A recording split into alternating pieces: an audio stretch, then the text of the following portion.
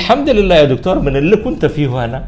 انا كنت تعبان مره يا دكتور، عانيت في شخير وقلة النوم.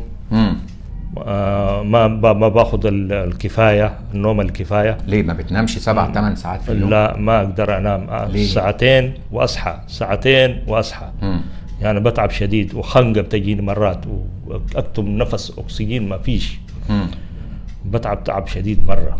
زمان ما اقدر اصحى الصبح زاد لحد الساعه 8، الساعه 4 نص ساعه 10 دقائق انام اصحى كده. بس مشاكل يعني كده. انت طول قبل كده كان النوم كله متقطع، متقطع نوم عميق، متقطع ما اقدر اشتغل، ما اقدر اعمل اي شيء. النفس كان شكله عامل زي بعد العمليه؟ والله الحمد لله طبيعي. احنا طبعا كان عند الدعامات وطبيعي. انا مستغرب ذات الدعامات فيه ونفس وما في شخير بعد العمليه على طول؟ بعد العمليه ايوه.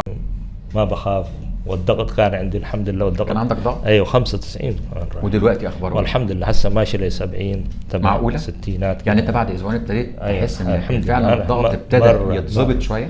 مره يا دكتور والله الحمد لله. يعني ما بتخيل انا اكون زي ده يعني الحمد لله.